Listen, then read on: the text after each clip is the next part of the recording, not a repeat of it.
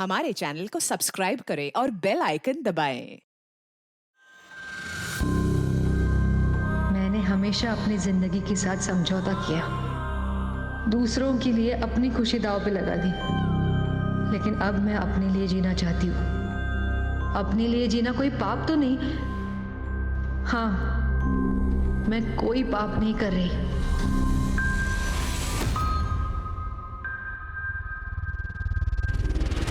नमस्कार, आदाब। Crime patrol सतर्क के आज के एपिसोड में मैं अनूप सोनी आप सबका स्वागत करता हूं। नाकाम रिश्ते वो नासूर होते हैं जो जब चुभते हैं तो सहने की दवा भी नहीं मिलती, लेकिन जिंदगी को एक दर्द मानकर जीते चले जाना भी एक भूल है, और वो चुप्पी भी एक जहर है जो हमसे बोलने का साहस छीन लेती है। ये केस भी इसी डगमगाते साहस से जुड़ा था जिसको आवाज की जरूरत थी, लेकिन गुनहगार इतना बेखौफ था जिसने कई जिंदगियों को खामोश कर दिया।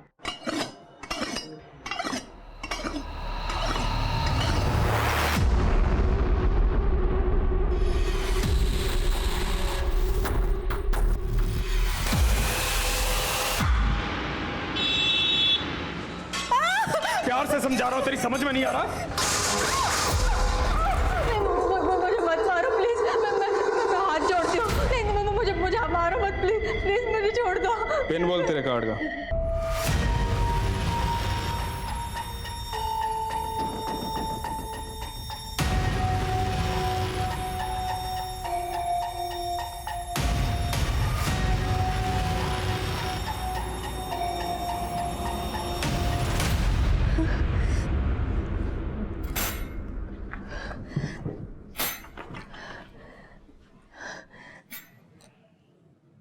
मैं खुली आंखों से एक डरावना सपना देख रही थी।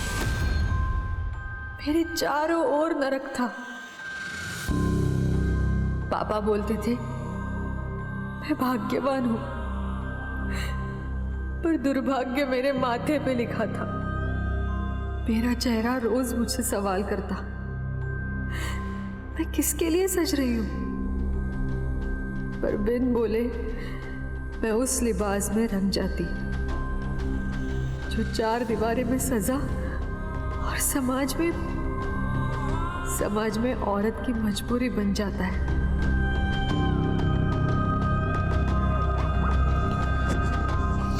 रेणुका, तू अभी तक नाराज है मुझसे? अच्छा, सॉरी ना। देख, तुझे पता है ना, मैं बुरा आदमी नहीं हूं, मेरा नशा बुरा है।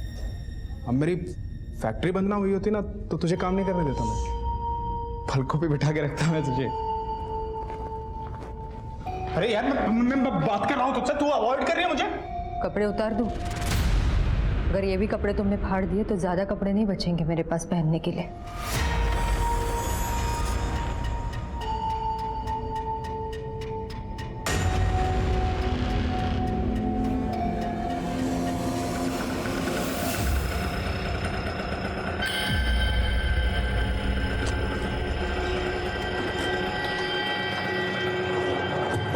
मैडम, आज लेट हो गया।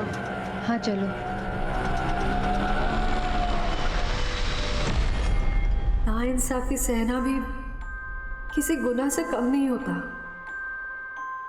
मुझे इस बात का भी एहसास था, लेकिन मैंने एक जलते चिराग की रोशनी के नीचे का अंधेरा चुन लिया था।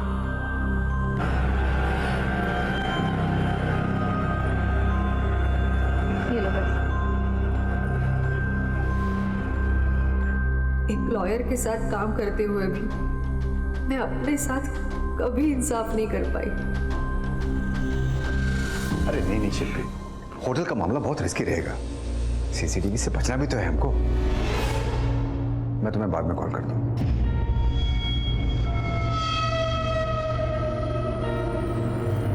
ये तेरा आने का टाइम है? हाँ, पूरे 1 घंटे लेट है तू। आज की सैलरी कटेगी तेरी, समझी?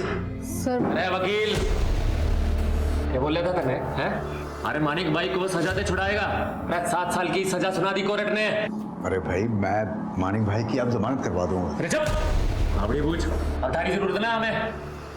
हमने जो तुझे 5 लाख रुपए फीस दी थी ना, वो वापस कर, वरना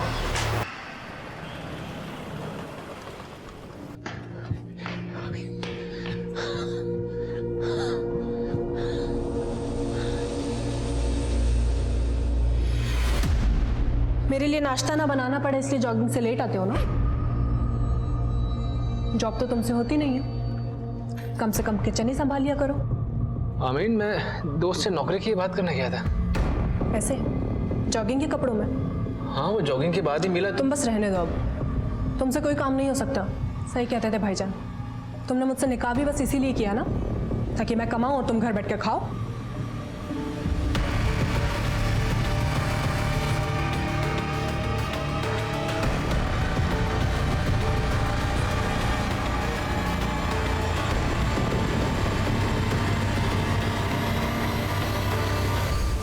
तुमसे कोई काम नहीं हो सकता।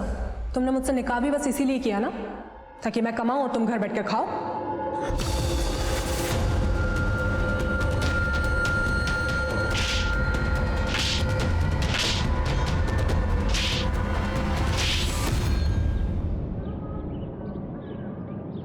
हाँ बस 15 मिनट में पहुंच रही हूँ मैं।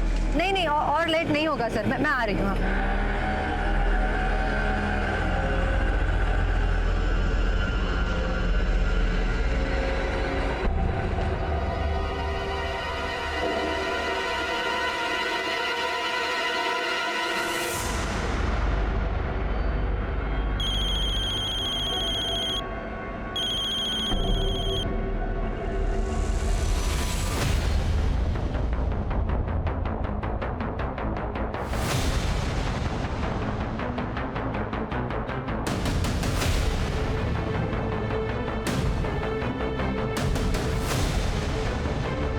ये लो 500 रुपये, इतना ही है मेरे पास।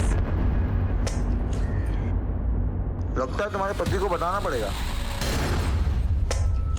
ठीक है, बता दूं तो मैं तुम्हारे बारे में अभी के अभी पुलिस को बता दूंगी। हाँ? पुलिस को बताएगी? क्या करे, छोड़ो मुझे।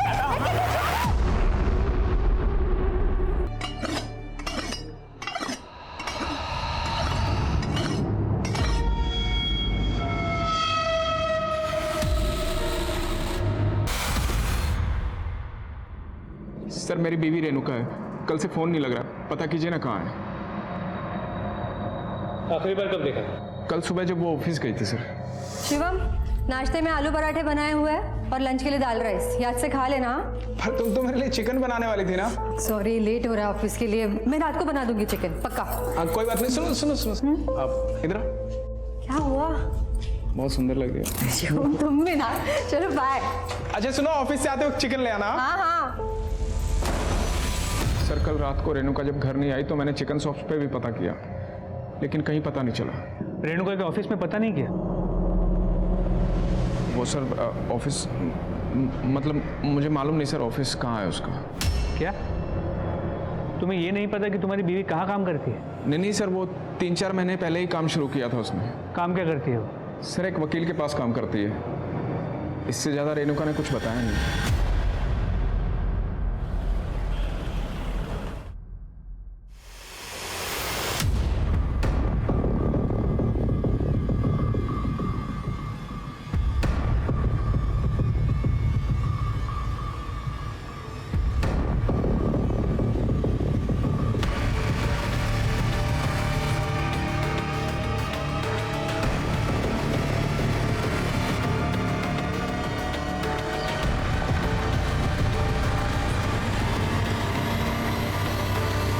जानती हूँ क्या चल रहा है तुम्हारे अंदर, लेकिन अभी साफ कर देती हूँ, वो कलीग है मेरा।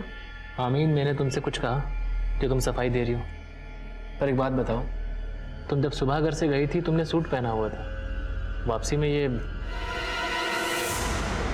हाँ, वो शॉपिंग की मैंने। क्या ऐसे कपड़े नहीं पहन सकती मैं? आमीन, तुम अच्छे से जानती हो मैंने कभी भी तुम पर कोई रोक टोक नहीं लगाई है। लेकिन आप शक करने लगे हो तो मेरे ऊपर। शादाब, तुम्हारे लिए अपने घर वालों को छोड़कर आई हूँ मैं यहाँ पर। तुमने कभी समझने की कोशिश भी की मुझे? अरे आप मेरी बात ही नहीं सुन रहे। अरे 2 दिन से झूठी तसल्ली दे रहे हैं। अरे हम कह रहे हैं हमें झूठी तसल्ली मत दीजिए, हमारी बीवी को नहीं ढूंढेंगे, हम यहाँ बैठे रहेंगे, हिलने वाले नहीं, हम यहाँ से तसल्ली दे रहे हैं हमें। चुप बैठो, हम कोशिश कर रहे हैं। चुप बैठो, हम चुप बैठे थे ना। हम रिपोर्ट लिखवा के गए, 2 दिन से कह रहे हैं कल कल कल कल। कब आएगा आपका कल? कौन है? श्री शिवम, 2 दिन पहले अपनी बीवी रेणुका की मिसिंग कंप्लेंट लिखवाने आया। सर मेरी बीवी रेणुका है, कल से फोन नहीं लग रहा, पता कीजिए ना कहाँ है। सर जितना कंसर्न ये अपनी बीवी के लिए दिखा रहा है, असल में कहानी पूरी उल्टी है। तुम्हें लग रहा है कि इसने खुद अपनी बीवी को गायब किया होगा? सर अभी कुछ कह नहीं सकते, लेकिन रेणुका की माँ और भाई ने भी इसी पे शक जताया है। सर रेणुका का गायब होने का आपसे ही पता चल, शिवम ने तो हमें एक कॉल भी नहीं किया। आपको क्या लगता है शिवम कुछ छुपा रहा है? सर भगवान ना करे रेणुका को कुछ हुआ, मगर वो शिवम के साथ में बिल्कुल भी खुश नहीं थी। ये शिवम ये भी नहीं जानता था कि रेणुका काम कहाँ करती। आप लोगों को कोई अंदाजा है कि उसका ऑफिस कहाँ था? सर इसके बारे में उसने हमें कभी कुछ नहीं बताया। कमाल है, पति तो पति, रेणुका की माँ और भाई को भी नहीं पता कि रेणुका कहाँ काम करती थी। जी सर। सर रेणुका के कॉल रिकॉर्ड जल्दी आ जाएंगे, होपफुली उससे कुछ लीड मिल जाए। सर मैं मानता हूँ शराब पीता हूँ, कभी कभी रेणुका से झगड़ा भी होता था, पर रेणुका के बारे में कभी गलत नहीं सोचा सर। ज्यादा चालाक मत बन। रेणुका की माँ और भाई का कहना है कि तूने ही गायब किया है रेणुका को। सर वो आजकल मैं जेब से हल्का हूं ना, तो मेरे चरित्र को भी हल्के में लेते हैं सर।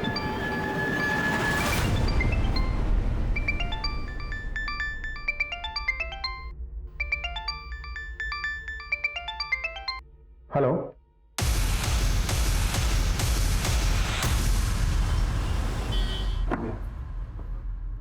भाभी जान कैसी हैं आप? जी मैं जुबेर, शादाब का दोस्त। आप भूल गए, आपके बर्थडे पे मुझे भी इनवाइट किया था शादाब ने।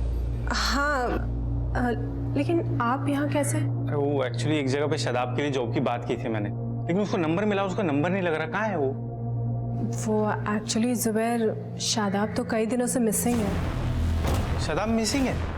हाँ, पुलिस में भी कंप्लेन की, लेकिन अभी तक कुछ पता ही नहीं चला। आमीन, तुम मेरा फोन कट क्यों कर रही हो? कब से फोन कर रहा हूँ तुम्हें। गाड़ी लॉबी में ले आऊँ, चलिए जल्दी चलो। अच्छा जुबैर, अभी मुझे ज़रूरी काम से जाना है, लेकिन अगर तुम्हें कुछ भी मालूम चलता है ना तो प्लीज़ मुझे बताओ। चलो लेट हो गया। जुबेर, स्टेट लेवल पे मैंने रनिंग के लिए कितने अवार्ड जीते हैं। जिंदगी के रेस में मैं बहुत पीछे छूट गया यार। कैसी बात कर रहे हैं यार? तुझे पता है अगर तुझे अस्थमा नहीं होता तो तू आज कहाँ होता? जिस लड़की के लिए मैं अपने घर वालों से लड़ गया, आज उस लड़की ने ही मुझे दुत्कार दिया।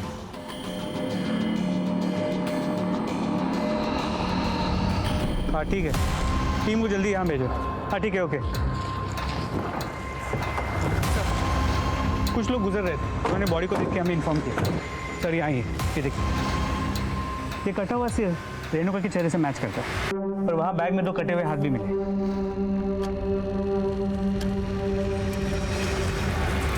ऐसी क्या दुश्मनी रही होगी किसी किसके साथ जो लाश के टुकड़े टुकड़े करती है? सर हमारी टीम आसपास चेक कर रही है, लेकिन अब तक बॉडी का कोई दूसरा हिस्सा नहीं मिला। सर ये दोनों हाथ इस बैग में थे, हो सकता है सिर भी इसी बैग में रहा हो, किसी वजह से बाहर आ गया।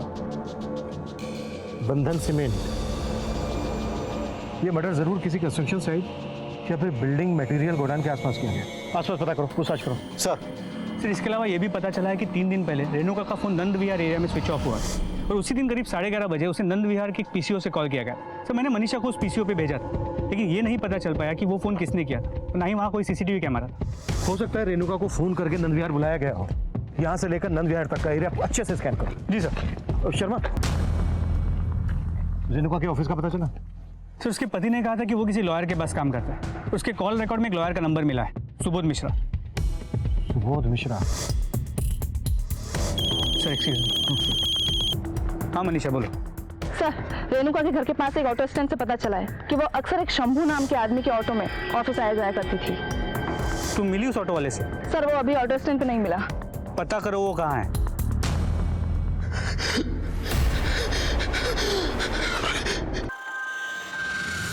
अब हाथों की लकीरों के भरोसे नहीं जीना था मुझे, अपने पैरों पे खड़ा होना था। और मेरे जैसी औरत जब भी साहस जुटाने का सोचती है, यूं ही नोच ली जाती है, काट दी जाती है।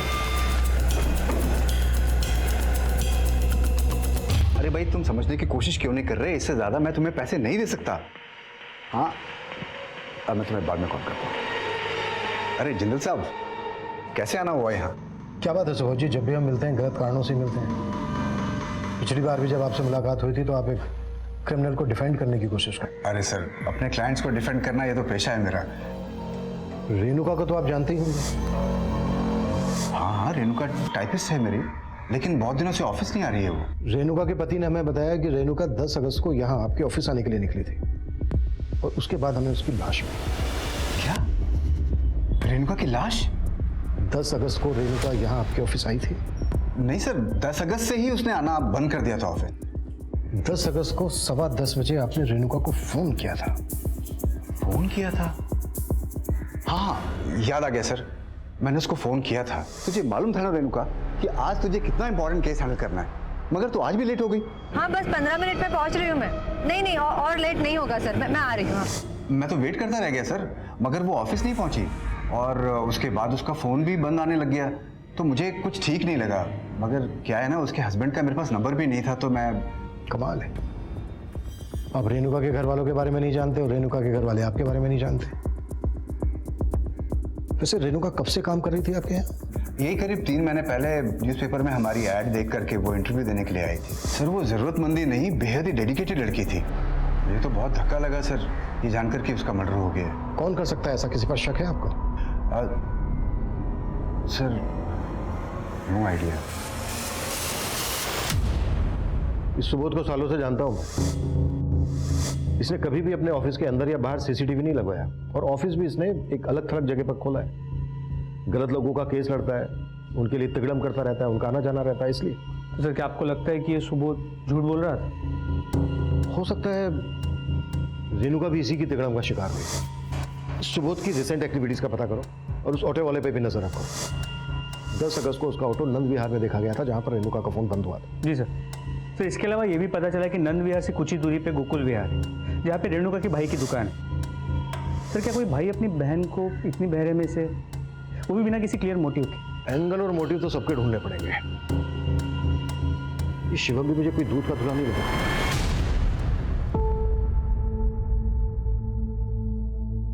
क्या ये?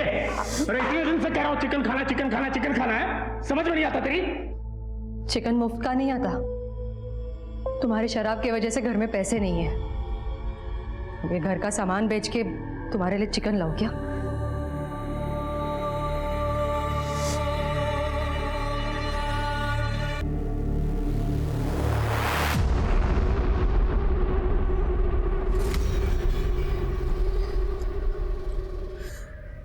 नहीं सर, ये शादाब नहीं है। ये बॉडी हमें उस एरिया के पास मिली है जहाँ पे शादाब का फ़ोन आखिरी बार बंद हुआ था। माना कि लाश का चेहरा पहचानना थोड़ा मुश्किल है, लेकिन लाश के राइट लेग पे सर्जरी के मार्क्स हैं। क्या शादाब की बॉडी पे ऐसे कुछ मार्क्स थे? नहीं सर, पर उसकी पीठ पर। सर शादाब डिप्रेशन में कहीं चला गया है, वो मरा नहीं है।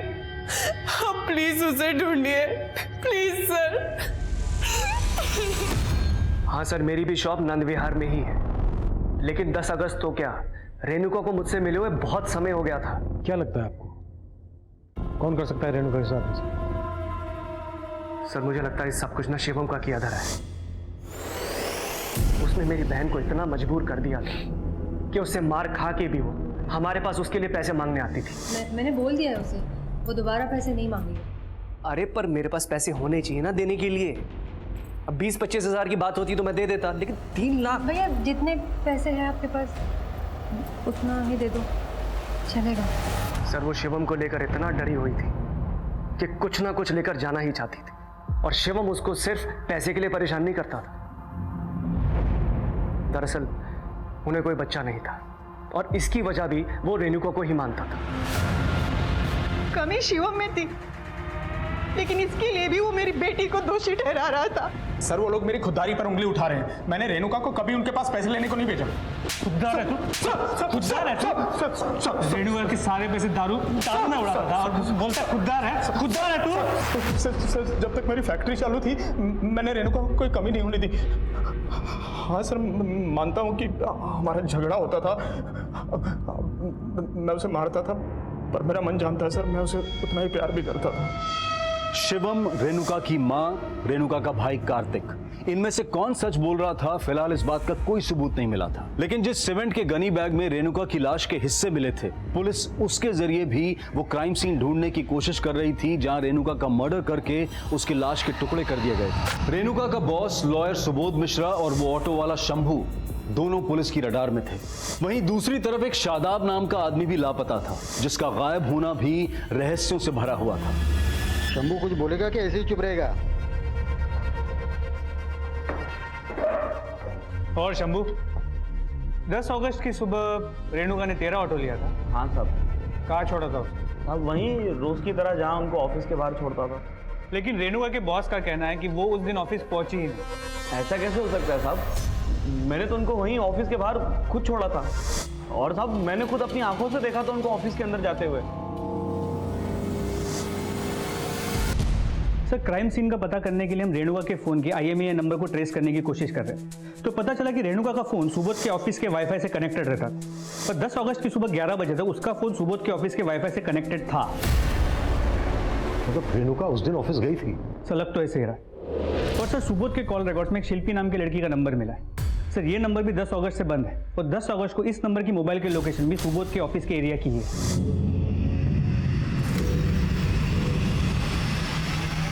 शिल्पी, लेकिन इस शिल्पी का रेणुका के मर्डर से क्या कनेक्शन हो सकता है?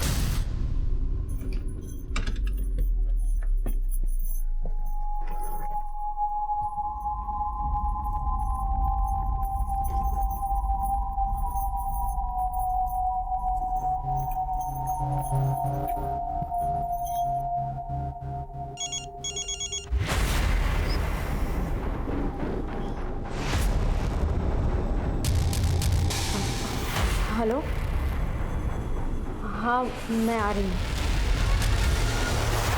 क्या हुआ मालती, नहीं घबराई हुई हो? नहीं, कुछ नहीं। एक गिलास पानी पिला दो। हाँ अभी लाई। अरे संभल के मालती, क्या कर रही हो? गिर जाओगी, आराम से। सर, मैं एक बहुत बड़ी मुसीबत में फंस गया था सर, इसलिए आपसे झूठ बोलना पड़ गया सर। तो 10 अगस्त को रेणुका तेरे ऑफिस आई थी? हाँ सर, लेकिन सिर्फ 11 बजे तक ही थी। सर बस 15 मिनट में ये रिपोर्ट हो जाएगी। अरे तुम्हारे 15 मिनट तो कभी पूरे ही नहीं होते। एक काम करो, छोड़ो इसको और जाओ घर। नहीं सर, मैं दोबारा ऐसा नहीं होगा सर। मैं तुम्हें जॉब से नहीं निकाल रहा हूँ, आज की छुट्टी दे रहा हूँ। इसको छोड़ो और जाओ। सर, मैंने शिल्पी के कारण रेणुका को छुट्टी दी थी, लेकिन क्या? अरे शिल्पी कौन है? शिल्पी मेरी साली है, और शिल्पी उस दिन ऑफिस आने वाली थी सर।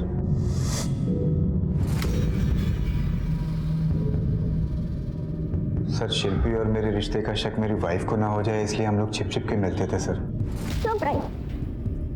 अरे शिल्पी, अरे क्या करती है? कम से कम दरवाजा तो बंद करने दो।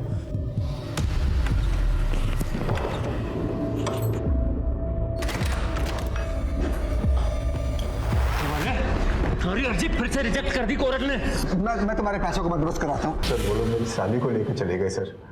सर, उन्होंने अभी भी शिल्पी को अपने पास किडनैप करके रखा हुआ है और मुझसे पैसे मांगते रहते हैं सर। और उन्होंने इसी तरीके से ना रेणुका को उठाने की भी कोशिश की थी सर। जब तक तू बंदोबस्त करेगा ना, तब तक थारा ये बंदोबस्त तुम्हारे साथ रहेगा। मेरी बात तो सुनिए। मैं आपके माणिक भाई को जेल से निकलवा सकती हूँ।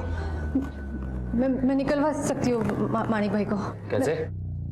सुबोध सर के कहने पे मैंने जमानत की एक ऐसी अर्जी तैयार की है जो कोर्ट में रिजेक्ट नहीं होगी।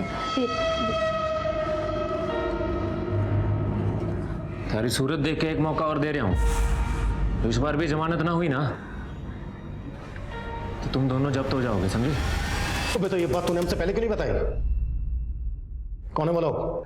सर, वो मानिक के आदमी है सर।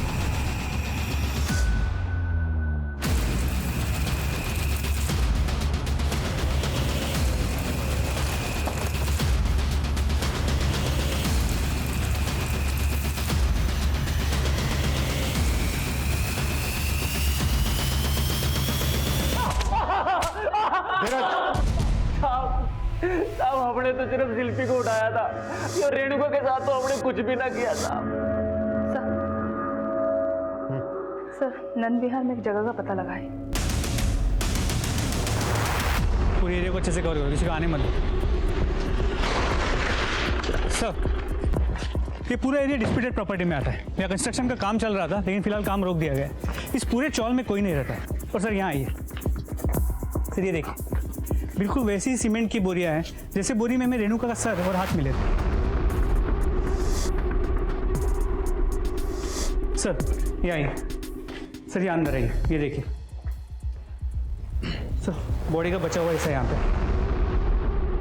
सर मैंने साड़ी की फोटो निकाल के शिवम को भेजी, उसने कंफर्म किया है ये साड़ी रेणुका की है। अब तक हम मानकर चल रहे थे कि रेणुका की लाश के कई टुकड़े कर अलग अलग जगह पर डंप किया गया, लेकिन सिर के अलावा सिर्फ दोनों हाथों को ही क्यों काटा? तो सर बॉडी की हालत को देख के लगता है कि रेप भी किया गया, लेकिन सर उसका पति भाई या उसका बॉस उसका ये असर क्यों करेगा? लेकिन शर्मा, हम उनको ऐसे ही क्लीन चिट नहीं दे सकते। हो सकता है किसी सुपारी कलर का काम। ये देखो, लाश के ऊपर पान की पिक के निशान है, और सिर्फ लाश के ऊपर ही नहीं, आसपास भी। ये देखो दीवार पर, हो सकता है इसका कलर पान खाता हो।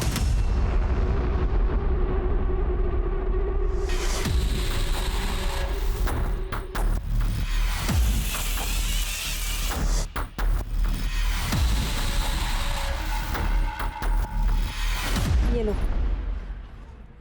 आज के बाद मुझे कांटेक्ट करने की कोशिश मत करना। इसमें तो बहुत कम कैश है। लेकिन उसमें गहने भी है। नकली जेवर देकर मेरा काट रही है तू। सारे गहने असली हैं। अब मैं ना असली मर्द हूं, मैं तुझे दिखाता हूं।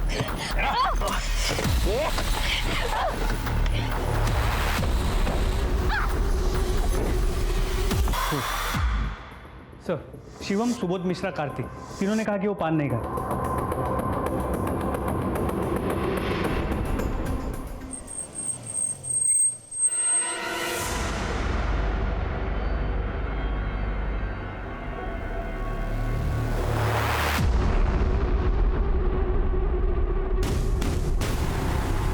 एक तरफ शादाब के गायब होने का केस गहरा होता जा रहा था और वहीं रेणुका मर्डर केस।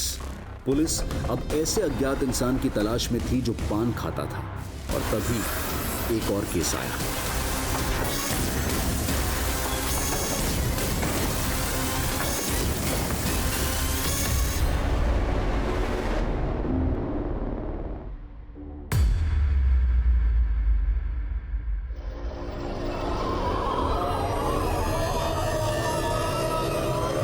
जब मैं ऑफिस से आया तो दरवाजा अंदर से बंद था। मेरे पास घर की डुप्लीकेट चाबी है, तो मैं जब वो खोलकर अंदर आया, मालती! सर मैंने कभी नहीं सोचा था कि मालती इस तरह से सुसाइड करेगी। लेकिन मालती सुसाइड क्यों करेगी? पहले बहुत खुश रहा करती थी वो, लेकिन फिर अचानक पता नहीं क्या हुआ कि उसके बिहेवियर में चेंजेस आने लगे। वो अक्सर गुमसुम रहा करती थी।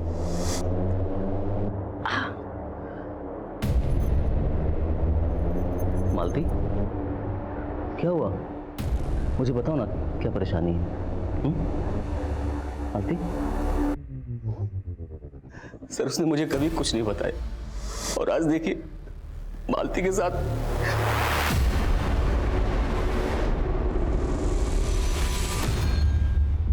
शर्मा, पता करो ऐसी क्या वजह हो सकती है जिस वजह से मालती ने सुसाइड किया होगा। ये मालती का पति कहीं हमसे कुछ छुपा तो नहीं रहा है? रो रो कर जी जलाने से क्या फायदा? जो होना था वो तो हो गया ना। अब उसको बदला जा सकता है क्या? हाँ, बदला जा सकता है, मगर तुमने बदलने नहीं दिया।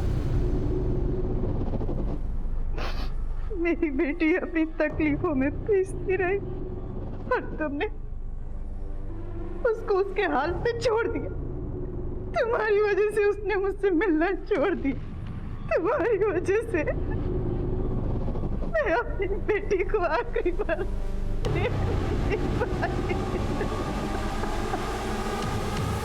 माना मैंने 500 पर पूछताछ करने लिए कहा था, लेकिन इस वजह से बाकी के एंगल्स को भूल जाओगे तुम लोग। रेणुका के मर्डर से 1 महीने पहले तक की मैंने 15 लोकेशन को जीरो डाउन किया था।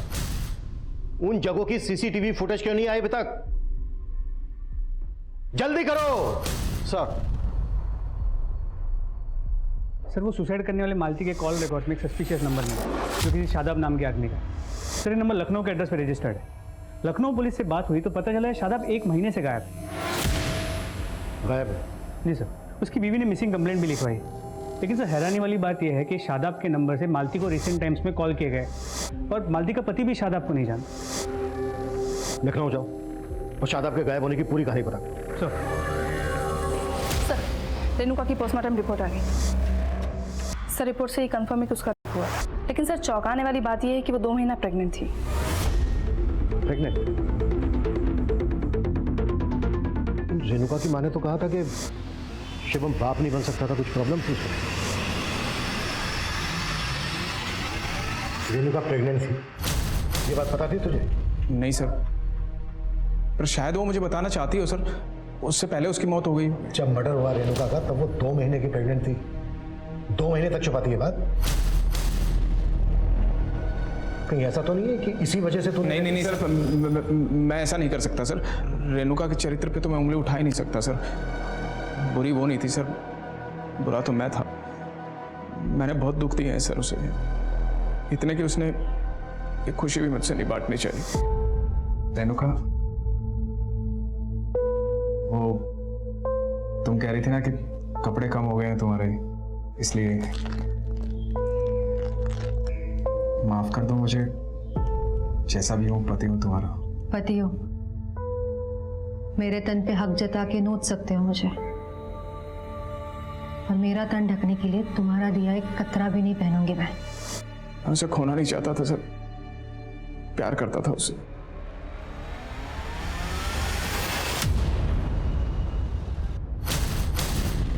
नहीं सर, मैं इस लड़की को नहीं जानती, पर जिस नंबर की आप बात करें वो नंबर कभी शादाब ने इस्तेमाल ही नहीं किया। लेकिन मालती को जिस नंबर से फ़ोन आ रहा था वो भी शादाब के नाम पे रजिस्टर्ड। लेकिन सर वो तो 1 महीने से मिसिंग है। आखिरी बार कब देखा था उसे? सर उस सुबह मैं जब ऑफिस के लिए निकल रही थी तो मैंने देखा वो किसी बाइक वाले से बात कर रहा था, और फिर थोड़ी देर में उसी के साथ चला गया। और उसके बाद ना शादाब का कुछ पता चला और ना ही वो बाइक वाले का। लेकिन सर मुझे याद है कि वो बाइकर ने खाकी पैंट पहनी थी और वाइट कलर के शूज़ पहने थे, और उसकी बाइक भी वाइट कलर की थी। तो शादाब को पहले उसके साथ कभी देखा था? नहीं सर, पहले तो कभी देखा नहीं, लेकिन बाद में मुझे लगने लगा था कि कहीं वो जुबैर तो नहीं था। जुबैर? कौन जुबैर? सर शादाब का दोस्त। पहले तो कभी इधर आया नहीं, लेकिन शादाब के गायब होने के 3-4 दिन बाद ही शादाब के बारे में काफ़ी पूछने लगा था। मैं जुबैर, शादाब का दोस्त। अरे वो एक्चुअली एक जगह पे शादाब के लिए जॉब की बात की थी मैंने, लेकिन उसको नंबर मिला, उसका नंबर नहीं लग रहा। कहाँ है वो? और मैंने जुबैर के बारे में इन सर को भी बताया था।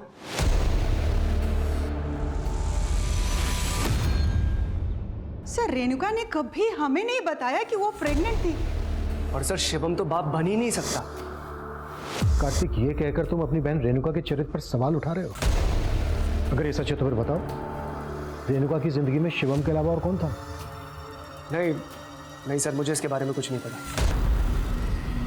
सर वो शादाब की बीवी अपना किया छुपाने के लिए मुझे फंसाने की कोशिश कर रही है। तो तुम्हें लगता है कि शादाब के गायब होने के पीछे उसकी बीवी का हाथ? सर मुझे ऐसा शक है, क्योंकि उसका शादाब से झगड़ा भी हुआ था और अपने कलीग के साथ उसका अफेयर भी था।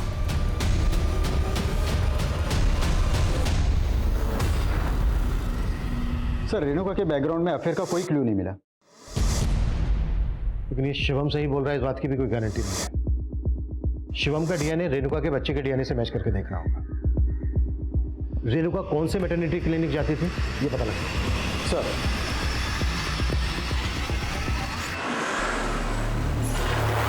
क्या मालती का मोलेस्टेशन? ये आप क्या कह रहे हैं सर? पोस्टमार्टम रिपोर्ट से पता चला है कि मौत से पहले उसको सेक्सुअली असॉल्ट किया जा रहा था, और मालती लगातार इस शादाब नाम के आदमी के साथ टच में थी। और शादाब के इस जुबैर नाम के दोस्त के बारे में भी हमें पता चला है। ध्यान से देखिए, आपने देखा था कभी मालती के साथ? नहीं सर, इनको नहीं देखा मैंने कभी। लेकिन सर एक बात है, घर से मालती के गहने गायब हैं। इसमें तो बहुत कम कैश है। लेकिन उसमें गहने भी हैं। ये बात आप हमें अब बता रहे हैं? नहीं सर, मुझे लगा कि अगर गहने घर में नहीं है तो बैंक लॉकर में होंगे, लेकिन आज सुबह चेक किया तो वहां से गायब है सर। लेकिन फिर भी हाँ मनीषा बोलो। सर नंद विहार के पास की एक सीसीटीवी फुटेज मिली हमें, जिसमें रेणुका कैप्चर हुई थी। सर ये सीसीटीवी फुटेज रेणुका के मर्डर के 7 दिन पहले का है। बाइक का नंबर विजिबल नहीं है। सर एक मिनट, इस आदमी ने खाकी कपड़े पहने हैं, वाइट शूज़ है और इसकी बाइक की कलर भी वाइट है। तो शादाब की बीवी आमीन ने शादाब को आखिरी बार जिस आदमी के साथ जाते हुए देखा था उसका डिस्क्रिप्शन इसके साथ मैच करता है। सर मैं ये वीडियो शादाब की बीवी को दिखाने के लिए बोलता हूँ। हाँ सर, ये बाइक भी वही है और आदमी भी वैसा ही लग रहा है जिसके साथ शादाब गए थे। शादाब मालती के केस में हमारा सस्पेक्ट है और ये एक ऐसे आदमी से भी कनेक्टेड है जिसका रेणुका के साथ कनेक्शन था। मतलब ये दोनों केसेस भी आपस में कनेक्टेड हो सकते हैं। इन दोनों केसेस के साथ शादाब का मिसिंग केस भी कई रहस्यों से भर गया था। पुलिस इन तीनों केसेस से जुड़े एक एक इंसान को खंगाल रही थी, लेकिन उस बाइक वाले आदमी का अब भी कोई लीड नहीं मिल रही थी। साथ ही पुलिस इस संभावना पर भी काम कर रही थी कि रेणुका का हत्यारा कोई पान खाने वाला होगा। मैंने कुछ नहीं किया साहब। पान खाता है ना तू? पान नहीं खाता साहब, मैं तो गुटखा खाता हूँ। गुटखा खा के तो खाता? नहीं साहब, अगर मैं गुटखा खाता हूँ तो इसका मतलब ये थोड़ी ना कि मैं किलर हूँ साहब। और पान तो रेणुका मैडम खुद भी खरीदती थी साहब। क्या? और ऐसा पान बनवाती थी कि मैं सुनकर हैरान रह जाता था। 5 कॉकटेल पान देना। कॉकटेल पान? ये कॉकटेल पान कैसा होता है मैडम? पान पे चूना और कत्था लगा दीजिए और तंबाकू डाल दीजिए सारे जो भी आपकी दुकान में है। और जब मैंने उनसे पूछा साहब तो उन्होंने बोला कि वो किसी और के लिए पान पैक करवा के ले जाती है। रेणुका किसके लिए पान पैक करवा के ले जाती थी? वो मुझे नहीं मालूम था। भैया इस पान में कत्था चूना लगा के वो सारे तंबाकू डाल दो जो आपके पास है और इस तरीके के 5 कॉकटेल पान बना दो। हाँ, मैंने इसको G&M IVF फर्टिलिटी सेंटर में देखा था सर, जहाँ मेरी वाइफ ने कंसीव किया था। इस IVF फर्टिलिटी सेंटर में आपकी वाइफ का डॉक्टर कौन? डॉक्टर शैली। हाँ सर, रेणुका मेरे पेशेंट थी। मेरे हस्बैंड ही कांट बेयर अ बेबी, इसीलिए मैं। डोंट वरी रेणुका, आप IVF के थ्रू कंसीव कर सकते हो। सर फिर उसने कंसीव कर लिया था। ये बात रेणुका के पति को पता थी? I mean, वो आता था कभी रेणुका के साथ? नहीं सर। सर अपने खबरी ने एक पान शॉप का पता किया जहां से एक दूसरी औरत सेम वैसा ही कॉकटेल पान बनवाती थी जैसा रेणुका।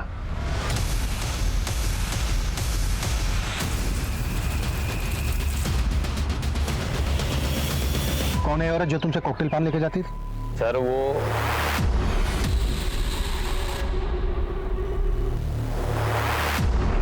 पैसे लाई?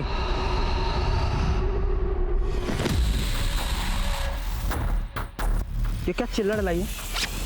मजाक समझ रहा तुमको? मजाक लग रहा है?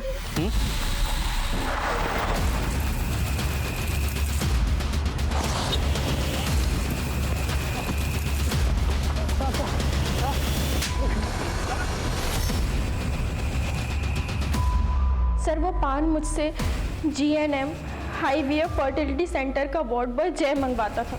सर वो मुझे ब्लैकमेल कर रहा था कि ये बच्चा मेरे पति का नहीं है, किसी और का है।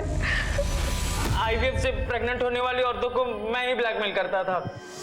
मालती, तुम्हारा बच्चा तुम्हारे पति का नहीं, वो IVF तो सिर्फ एक बहाना था। दरअसल तुम्हारे साथ कोई और सोया है। ये क्या बकवास कर रहे हो तुम? मेरे पास तो वीडियो भी है, पता है ना? तुम्हारे पति को दिखा दिया तो क्या होगा? कहाँ है वो वीडियो? वो तो बस उन्हें झूठ बोलता था ताकि वो मेरे जाल में फंस जाए। तो उन औरतों को सिर्फ ब्लैकमेल ही नहीं कर रहा था, बल्कि रेप भी करता था उनका। सारे गहने असली हैं। मैं भी असली मर्द हूँ, खाता हूँ। सर रेणुका का मर्डर का कोई प्लान नहीं था, लेकिन आखिरी बार जब वो आई तो उसके तेवर ही बदले हुए थे। ये लो 500 रुपए, इतना ही है मेरे पास। लगता है तुम्हारे पति को बताना पड़ेगा कि तुम्हारे पेट में किसका बच्चा है। बता दूं तो मैं तुम्हारे बारे में अभी के अभी पुलिस को बता दूंगी। मैंने सोचा था रेणुका को मारकर उसके शरीर के छोटे छोटे टुकड़े करके इधर उधर फेंक दूंगा। इन औरतों को ब्लैकमेल करने में शादाब भी तेरे साथ है ना? नहीं सर, शादाब मेरा पुराना दोस्त था। शादाब ने मुझे डॉक्यूमेंट दे रखी थी, तो मैंने उसके आईडी पर एक सिम ले लिया और मालती को कॉल करने लगा और काम के नाम पर शादाब को ही मालती के पास भेज दिया पैसे लेने के लिए। ये लो, मुझसे अब और पैसे मत मांगना और प्लीज मेरे सारे वीडियोस डिलीट कर देना। वीडियो? जब शादाब को पता चला कि मैं ब्लैकमेलिंग के पैसे उठवाता हूँ तो वो बिगड़ गया। देखो जय, मुझे सब पता चल गया है ये ठीक नहीं है। अगर तुमने उसकी वीडियो डिलीट नहीं की ना, मैं पुलिस को सब बता दूंगा। मुझे डर लगने लगा कि वो कहीं मेरी पोल ना खोल दे, तो मैंने उसे बहाने से बुलाया और ये काम तू अकेले तो कर नहीं सकता। और कौन कौन शामिल है तेरे साथ इसमें? सब IVF फर्टिलिटी की डॉक्टर गिलबर्ट और डॉक्टर शैली मेरे साथ इसमें शामिल थे। तो डॉक्टर गिलबर्ट इन औरतों का रेप किया करता था? नहीं सर, वो अपना स्पर्म देता था और वही लोग बताता था कि किसको टारगेट बनाए। हमारे यहाँ जितने भी कपल्स आते, उनमें से जो भी मेल्स बच्चा पैदा करने में इनकैपेबल होते, हम उन्हें झूठा एश्योरेंस देते कि हम उनकी प्रॉब्लम सॉल्व कर देंगे। और इलाज के नाम पर खूब पैसा बनाते हैं। यही तुम लोगों ने मालती के साथ किया? हाँ सर, उसको लगता था मालती ने उसका ही बच्चा कंसीव किया है। और मालती को प्रेग्नेंट करने के लिए गिलबर्ट का स्पर्म यूज किया। तुम दोनों के कहने पर जय ने उसको ब्लैकमेल करना शुरू किया और जय की ब्लैकमेलिंग से तंग आकर उसने सुसाइड कर दिया। एक जिंदगी को जन्म देने का झांसा देकर कितनी जिंदगियां बर्बाद कर रहे थे तुम लोग। IVF एक ऐसी पद्धति है जो आजकल काफी चर्चा में है।